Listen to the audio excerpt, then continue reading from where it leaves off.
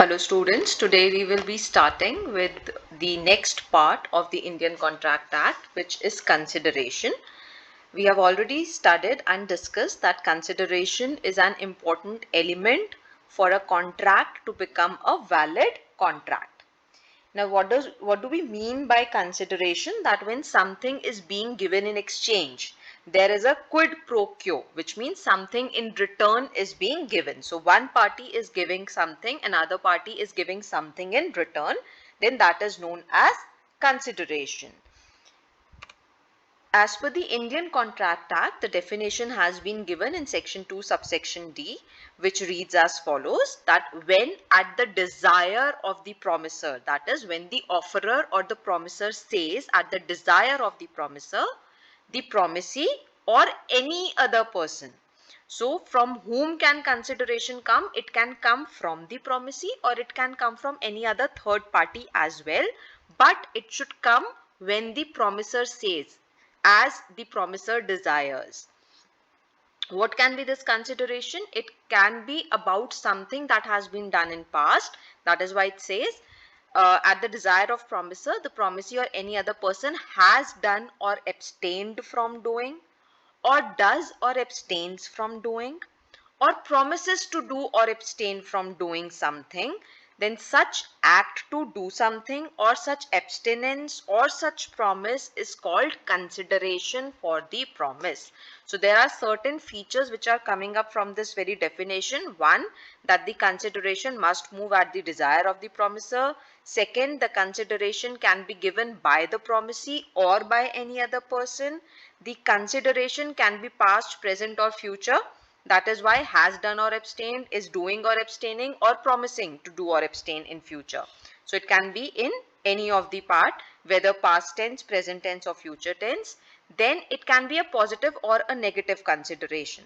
So either you are promising to do something or you are promising not to do something. Positive as well as negative impact can be there of the consideration. This is how it is defined in section 2 subsection D.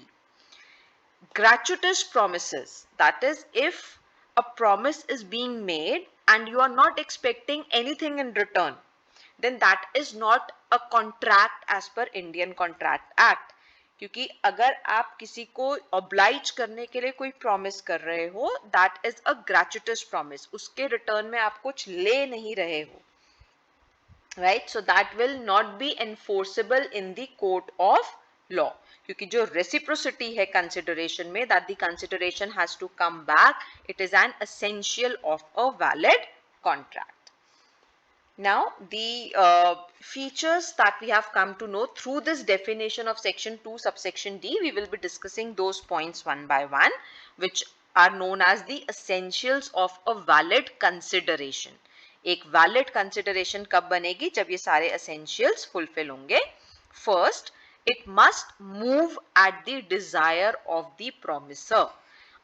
If the promisor says and promisor के कहने पे आप कुछ कर रहे हो, तभी वो एक वैलिड कंसिडरेशन मानी जाएगी. एग्जाम्पल क्या है इसका? केस लॉ क्या है? Durga Prasad versus Baldev and others. Now in this case basically Durga Prasad was a contractor, ठीक है, वो बिल्डिंग्स बनाते थे. नाउ दुर्गा प्रसाद को जो उस एरिया के कलेक्टर थे, उन्होंने रिक्वेस्ट किया कि आप ना मार्केट प्लेस बनवा दो हमारे लिए यहाँ पर. तो उस कलेक्टर के, डिस्ट्रिक्ट कलेक्टर की रिक्वेस्ट पे दुर्गा प्रसाद ने फ्री ऑफ कॉस्ट अपने खर्चे पर एक मार्केट प्लेस बनवा दी और उसमें बहुत सारी शॉप्स बन गई. और वो शॉप्स जो हैं कलेक्टर ने आगे लोगों को अलॉट करवा दी. Now all these shopkeepers who were allotted these shops promised, ठीक है, they said that whatever earnings we will have through the sales in these shops, उसका कुछ portion as commission हम दुर्गा प्रसाद को देंगे. ठीक है, ऐसा कहा कुछ shopkeepers ने. Now Baldev was one of the persons who was allotted a shop over there. Later on they refused to pay the commission. उन्होंने commission नहीं दी. तो दुर्गा प्रसाद ने केस फाइल कर दिया कि इन्होंने कहा था कि ये कमीशन देंगे बट इन्होंने कमीशन नहीं दी. Now the court said that in this case जो शॉपकीपर्स हैं, दे वर द प्रॉमिसर्स, ठीक है, वो ये प्रॉमिस कर रहे थे कि हम आपको वो देंगे, कमीशन देंगे अपने सेल्स पर, right? But what did they get in return? तो दुर्गा प्रसाद ने कहा इन रिटर्न मैंने उनको शॉप्स बनाकर दी हैं।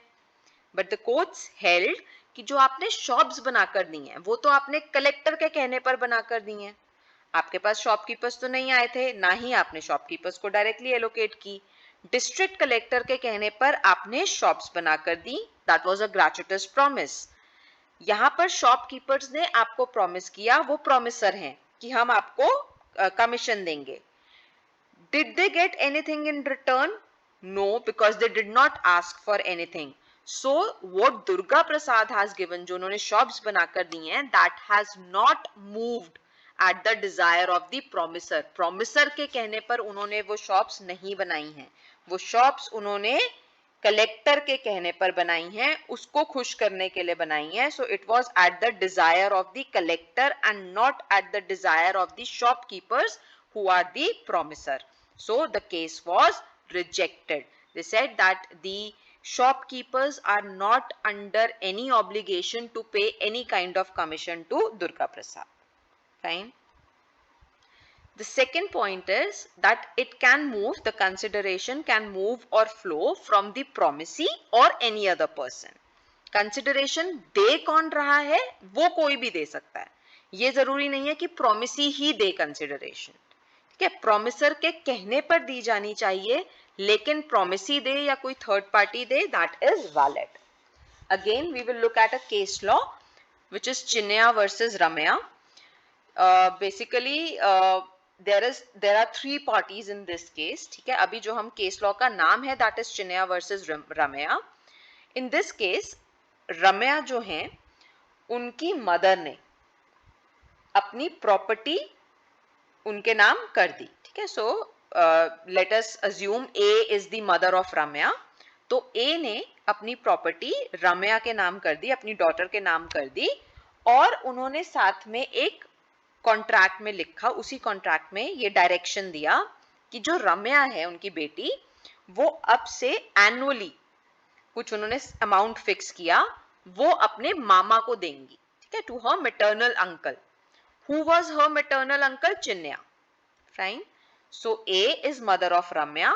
ए ने रम्या को अपनी प्रॉपर्टी दे दी और उनसे कहा कि आपको इस प्रॉपर्टी मैं आपको दे रही हूं, लेकिन आपको हर साल कुछ अमाउंट जो है, फिक्स्ड अमाउंट जो है, वो अपने मामा चिन्या को पे करना है.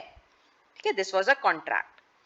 अब इसी कॉन्ट्रैक्ट के बेसिस पे रम्या ने उसी दिन एक नया कॉन्ट्रैक्ट एंटर कर लिया अपने मैटरनल अंकल के साथ, चिन्या के साथ, जहां पे उन्होंने अग्री किया राइटिंग में कि मैं एनुअली अपने मामा को इतना अमाउंट पे करूंगी, चिन्या को मैं इतना अमाउंट एनुअली पे करूंगी. Now later on Ramya refuse to pay. ठीक है, प्रॉपर्टी उनके पास आ गई, कॉन्ट्रैक्ट भी बना हुआ था, but later on she refuse to pay and said that I am not giving anything to him annually, क्योंकि इन्होंने तो रिटर्न में मुझे कुछ दिया ही नहीं. there is no consideration from his side. he is not giving anything in return, so there is no contract. Then Chinnaya filed a case against Ramya and the court said that Chinnaya has directly not given back any consideration, but on his behalf your mother has given you the property. So the consideration which is there can flow from directly from the promisee or from the other person. ठीक है, so herein it is flowing from the third party. आपकी mother ने अपनी property आपको दी है, and because of that you are giving annual sum to Chinnaya. So Chinnaya is directly not giving, as a promisee is not directly giving you anything back in consideration, but a third party, your mother, has already given you back the consideration. So it is a valid consideration and Chinnaya can file a case against Ramya. The third feature is for the consideration is that the consideration need not be contemporaneous with the contract. Contemporaneous का मतलब होता है that it is not necessary that it should be at the same time when the contract is being formed. So as I said, there can be a past consideration, present consideration, or a future consideration. So if I have already given one of my services in past, I have already offered my services in past, और उसके बाद उस समय तक कोई agreement नहीं था, लेकिन बाद में उसके 1 महीने बाद 2 महीने बाद कोई ये कहता है कि आपने past में वो जो services दी थी उसके लिए I want to pay you, that will be a valid contract. Services पहले हो चुकी हैं, बाद में आप उसके लिए consideration pay कर रहे हो, it is a valid contract, past consideration है. Present consideration can be there, जब आप साथ साथ कॉन्ट्रैक्ट हो रहा है उसी समय कंसिडरेशन पे हो रही है, आप कैश देकर कोई चीज खरीद रहे हो, दैट इज प्रेजेंट कंसिडरेशन. एक हाथ से आपने कैश दिया, दूसरे हाथ से आपने सामान ले लिया. Future consideration, if you are promising something to be done in future, कि अगर आप ये कर देते हो तो I will be paying you in future, or you simply enter into a future contract that after 3 days you will be supplying these goods to me and I will be paying you money. This is a future consideration. This is also a valid thing. So consideration need not be contemporaneous with the contract. It can be past, present or future. Also, this I have already discussed that it can be positive or it can be negative. The consideration can be for doing something or for not doing something. Then next important feature is that the consideration that you are talking about must be something of value, or it should be something which is worthy in the eyes of law. ठीक है, तो something of value का क्या मतलब है, या worthy in eyes of law का क्या मतलब है, कि क्या क्या चीजें हम नहीं include कर सकते हैं. So there is a list which does not form a part of valid consideration. If you make any promise which is physically impossible, right? For example, if you promise that I will make someone disappear from the world by magic. Now this is physically not possible, so this is not a valid consideration. Something that is legally impossible, something that has been barred by law, something that is not allowed under law, और आप उसको करने का promise करते हो. For example, gambling banned है, ठीक है, betting allowed नहीं है इंडिया में, तो आप उससे रिलेटेड कोई प्रॉमिस करते हो, उससे रिलेटेड आप कोई कंसिडरेशन की बात करते हो, तो वो वैलिड कंसिडरेशन नहीं माना जाएगा. एनी अनसर्टेन कंसिडरेशन, जहां पे टर्म्स बहुत वेग है, ठीक है, जैसे हमने पहले भी ये एग्जांपल लिया था, that if you are saying that you will buy another horse if the first one proves lucky, or you will buy another piece of product if the first one proves lucky, then this is not a valid consideration. Illusory consideration, illusory consideration का क्या मतलब है, जहां पे आपको ऐसा लग रहा है कि आप कुछ रिटर्न में दे रहे हो, but actually it is only in your mind. ठीक है, आपको लग रहा है कि आप एक्स्ट्रा कुछ दे रहे हो, ये कंसिडरेशन की तरह ट्रीट होना चाहिए, पर नहीं ट्रीट होगा. इसके फर्दर 2 सब पार्ट्स क्या है. If there has been a promise to perform a public duty, ठीक है, अगर आपकी कोई ड्यूटी है under the constitution towards the public, towards the society, उस ड्यूटी को करने के लिए, उस पब्लिक ड्यूटी को करने के लिए आपको कोई प्रॉमिस दिया गया, दैट्स एन इल्यूजरी कंसिडरेशन. ठीक है, there is a case law of Collins versus गॉडफ्रॉय.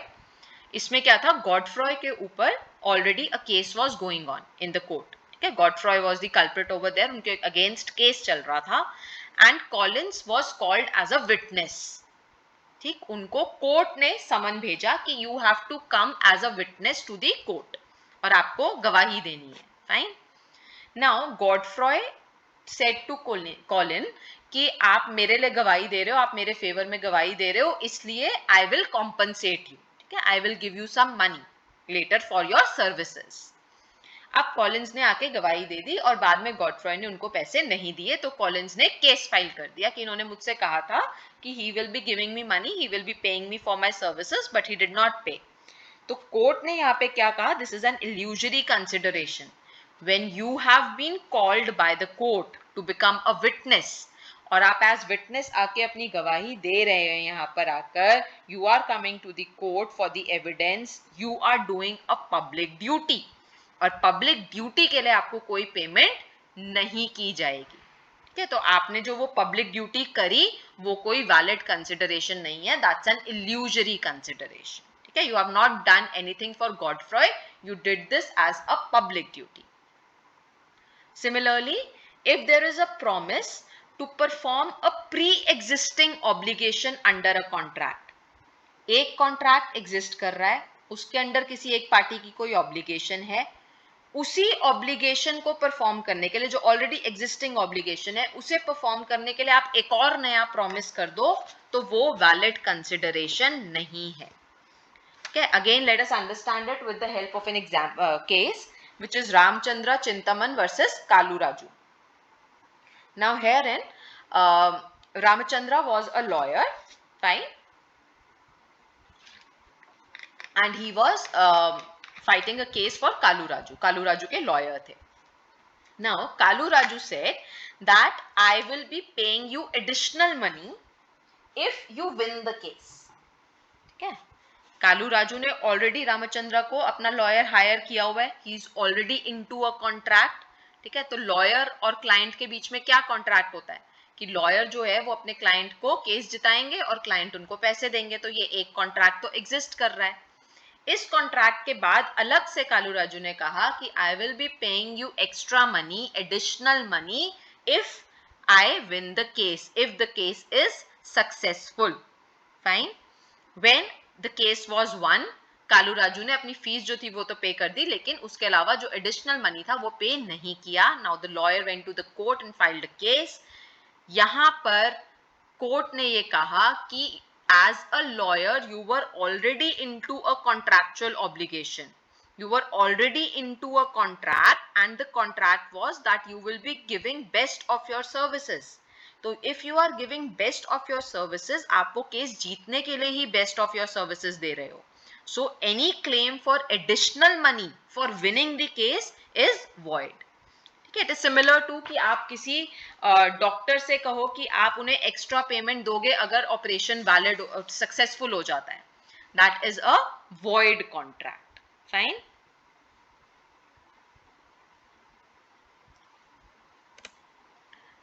Next and the last feature that we are going to discuss is consideration need not be adequate. ठीक है, consideration होनी जरूरी है, उसकी adequacy important नहीं है. वो adequate है या नहीं ये court of law नहीं देखता है. There is a theory which we study for this, which is known as peppercorn theory of consideration, wherein peppercorn is basically used as a metaphor. ठीक है, peppercorn का क्या मतलब होता है? छोटा दाना.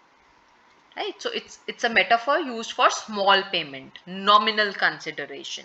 So basically if somebody is entering into a contract और वो सिर्फ उसको एक लीगली बाइंडिंग कॉन्ट्रैक्ट करने के लिए एक नॉमिनल सी कंसिडरेशन दे देते हैं, एक छोटी पेमेंट दे देते हैं, which might not be adequate, it would still be a valid consideration. For example, I am selling my car, I want to sell my car to my brother, right?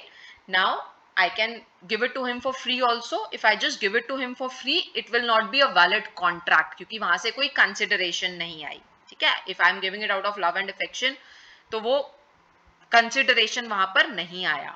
If I want to make it a legally binding contract, तो मैंने क्या कहा कि अच्छा ठीक है, I am giving you this car and you pay me back 10,000 rupees. Although उस गाड़ी की market value जो है वो 80,000 rupees है, बट मैंने सिर्फ 10,000 रुपीज ले लिए. तो यहाँ पे क्या है, कंसिडरेशन तो एग्जिस्ट कर रही है but consideration is not adequate. But our court says कि इनएडिक्वेसी ऑफ कंसिडरेशन जो है वो कॉन्ट्रैक्ट को वॉइड नहीं करेगी, कॉन्ट्रैक्ट आपका फिर भी वैलिड रहेगा. So this is the peppercorn theory of consideration, that even if the consideration is small, even if the consideration is nominal, it satisfies the requirement of legal contract. The only requirement is that consideration must be there. Fine. However, right, there's a catch over here now. यहाँ पे इसमें हम देखें peppercorn theory में last line में लिखा है unless it is an evidence of free consent, evidence of unfree consent, right? यहाँ पे क्या आता है, यहाँ पे हमारा एक और डॉक्ट्रीन आ जाता है, which is doctrine of fair exchange in contract law, right? अब डॉक्ट्रिन ऑफ फेयर एक्सचेंज क्या कहता है? डॉक्ट्रिन ऑफ फेयर एक्सचेंज ये कहता है कि आइडियली तो भाई अगर मैं अपनी गाड़ी बेच रही हूँ तो मुझे 80,000 की बेचनी चाहिए, मैं 10,000 की क्यों बेच रही हूँ, राइट? अब इस केस पे क्वेश्चन कहाँ उठ सकता है? हमारा कॉन्ट्रैक्ट एक्ट कहीं भी ये नहीं कहता कि एडिक्वेट होनी चाहिए कंसिडरेशन, तो इसलिए जरूरी तो नहीं है कि एडिक्वेट हो. लेकिन एडिक्वेट ना होने की वजह से कॉन्ट्रैक्ट पे क्वेश्चनिंग कब आएगी? सिर्फ तब आएगी अगर सामने वाली पार्टी बाद में आकर ये कहती है कि मेरा कंसेंट फ्री नहीं था। ठीक है, मैंने अपनी गाड़ी बेची किसी थर्ड पार्टी को, 80,000 की गाड़ी थी, 80,000 रुपीज उसकी मार्केट कॉस्ट थी और मैंने सिर्फ 10,000 रुपीज में बेच दी। ठीक है, जब तक मैं कोर्ट में नहीं जा रही हूं इसके against, it is a valid contract. But if I go into the court and से कि ये जो थर्ड पार्टी है जिनको मैंने गाड़ी दी है ये वैलिड कॉन्ट्रैक्ट नहीं है क्योंकि इन्होंने मुझसे गन पॉइंट पे गाड़ी ली। ठीक, अब वो जो सामने वाली पार्टी है वो कोर्ट में कहेगी कि नहीं जी हमने कोई गन पॉइंट में नहीं ली, देखो हमने तो सामने से 10,000 रुपए दिए हैं इनको गाड़ी के लिए। वहां पर कोर्ट इस इनएडिक्वेसी ऑफ कंसिडरेशन को प्रूफ मान सकता है अनफ्री कंसेंट का। They will consider it as a proof, because यहां पर मैं ये कह सकती हूँ कि जी सिर्फ 10,000 रुपीज दिए, मैं क्यों अपनी गाड़ी 10,000 रुपीज में सेल आउट करूंगी when I can get 80,000 rupees for it in the market. I gave it to them for just 10,000 rupees because they took my consent without my permission. उन्होंने गन पॉइंट पे या मुझे force करके या मुझे डरा धमका के मेरा कंसेंट लिया है, इसलिए मुझे 10,000 में देना पड़ा।